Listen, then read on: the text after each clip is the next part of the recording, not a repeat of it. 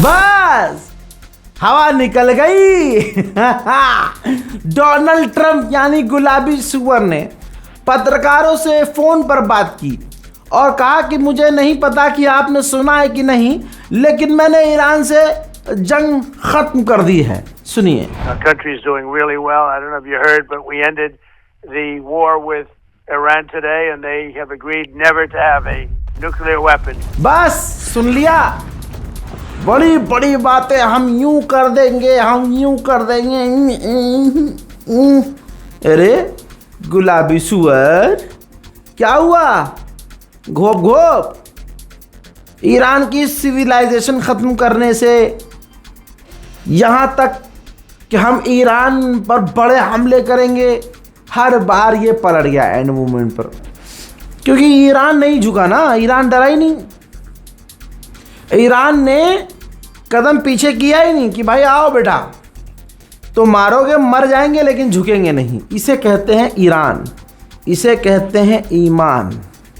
जिसका ईमान पक्का हो ना, वो भाई साहब मौत से डरेगा।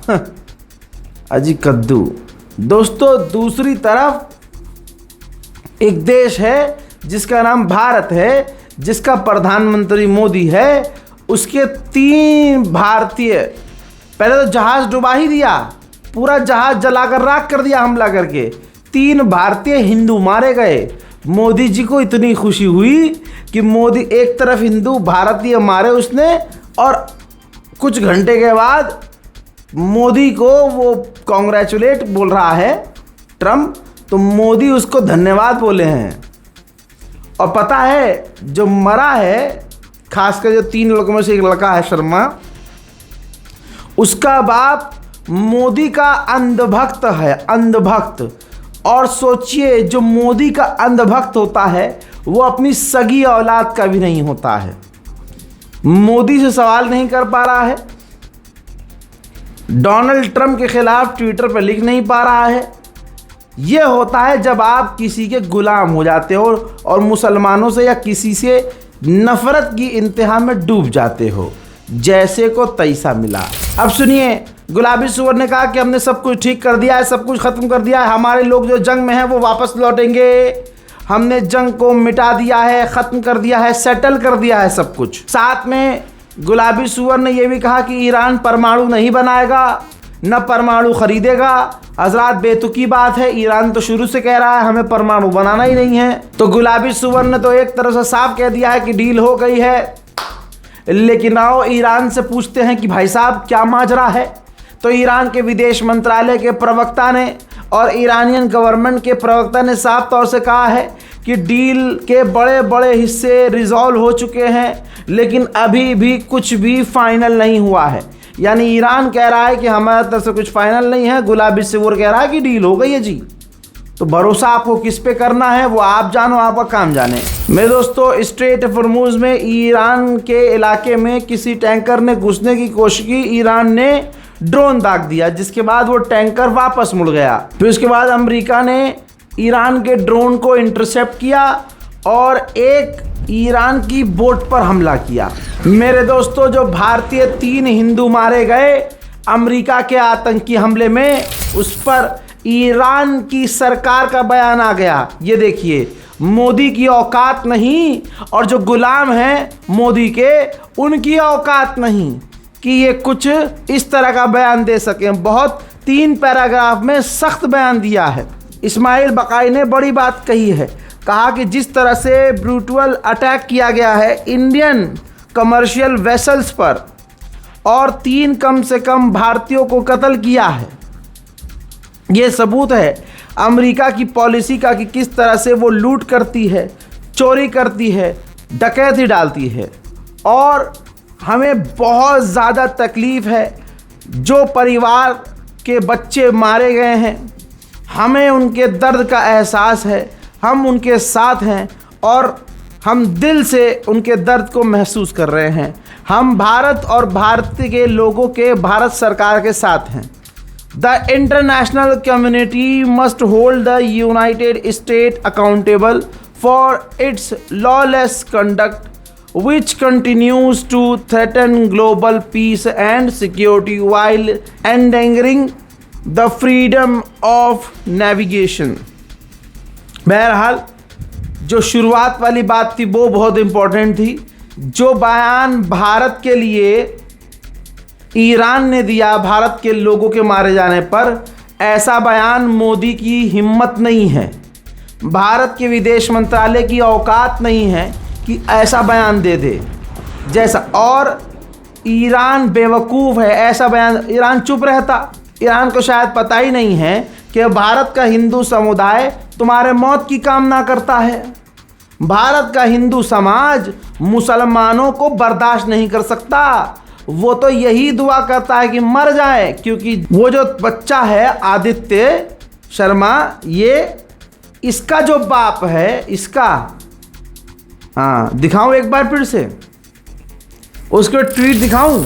आदित्य शर्मा का जो बाप है वो एक बार 7 नकवी को 2023 में कहता है, जब इजराइल गाज़ा में नरसंहार कर रहा था, तो कहता है कि मुझे लगता है इजराइल को गाज़ा में नरसंहार करके तमाम मुसलमानों का कत्लेआम करके गाज़ा को मुसलमान फ्री कर देना चाहिए।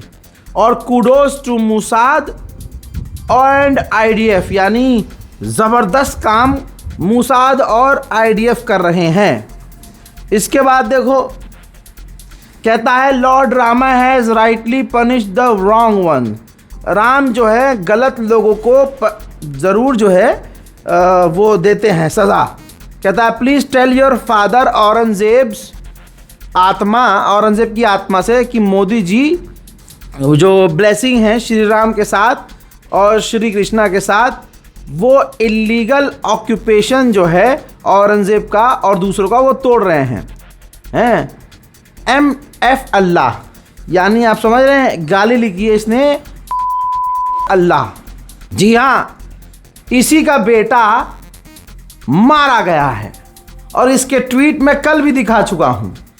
हर ट्वीट ये सिर्फ सुबह से शाम तक बैठकर मोदी का ट्वीट रीट्वीट करता है, सिर्फ मोदी का। और सोचिए इसका बेटा मारा गया जवान, और ये इंटरव्यू देता है एनडीटीवी को, और एनडीटीवी का टकला है एक, वो भी मोदी का पेशाब पीने वाला है, तुरंत इसका इंटरव्यू करता है। वो बाप तुरंत ट्वीट ढूंढता है कि भाई एनडीटीवी ने मेरा इंटरव्यू ट्वीट किया नहीं किया, फिर वो रीट्वीट कर रहा है बैठ के। जवान बेटा मर गया और मोदी का पिल्ला ट्वीट खेल रहा है, रीट्वीट कर रहा है। भाई साहब, ये है मोदी के चाहने वालों का चेहरा। हैवान, दिल नहीं, इमोशन नहीं। कैमरा देखकर रो रहे हैं मेरा। अच्छा, वो ठीक से रो भी नहीं रहा है खुल के। क्यों? क्योंकि लोग कह रहे हैं कि भाई साहब जो बोया है वो पा रहे हो। मेरे खुद के कितने चाहने वाले हिंदू भाई हैं, कह रहे हैं रज़ा भाई देखो, सही कहते हो आप, ये हिंदू तो थोड़ी है। बताइए, बेटा मर गया है, लेकिन क्योंकि मोदी भक्त है अगला आदमी, तो विरोध नहीं कर पा रहा है, आलोचना नहीं कर पा रहा है। अमेरिका का, अबे मोदी बहुत बढ़िया आदमी है भाई, मोदी की क्या गलती? जिसका सगा बेटा मारा जाए वो अमेरिका का नाम लेके आलोचना ना कर सके।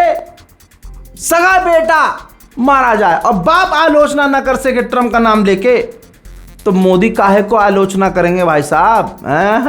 लाला, ये है अंधभक्त होने का इनाम।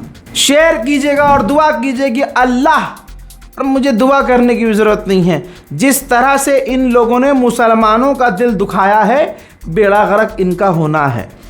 गोदी मीडिया इनके साथ खेल रहा है, इनको पता ही नहीं चल रहा है। जैसे एक रोड का चौड़ाकरण होना है, रोड चौड़ी होनी है, तो इन्होंने दिखा दिया कि वहाँ पर 2 मस्जिद जो 40 साल पुरानी है वो तोड़नी है। हिंदुओं के अखबार में गोदी मीडिया ने खूब दिखाया, खूब चलाया कि ओ मंदिर तोड़ेंगे 40 साल बाद। इंस्टाग्राम पर भी अखबारों के पेजेस ने मस्जिद दिखाई और टाइटल लिख दिया 40 साल बाद टूटेगी मस्जिद, राजस्थान में ये होगा और फलानी रोड चौड़ी होगी और मस्जिद टूटी जाएगी। मुसलमानों के घर यहाँ से हटाए जाएंगे, सड़क चौड़ीकरण होनी है। ओ हिंदू नाच रहा है एक पैर पे, ला ला ला ला,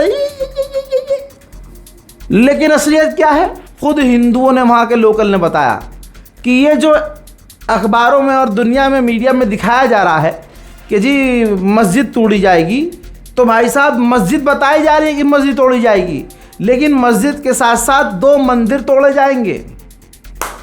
एक जो है जहाँ इनकी वो होती है, जो बैठ के ताली रात भर पीटते हैं और कुछ करते हैं, पूजा वूजा, कीर्तन, वो हॉल है, वो भी टूटा जाएगा। हिंदुओं का भी मकान उसमें आ रहा है, वो बेचारे हिंदुओं का ही मकान, लेकिन वो नहीं बताएंगे आपको।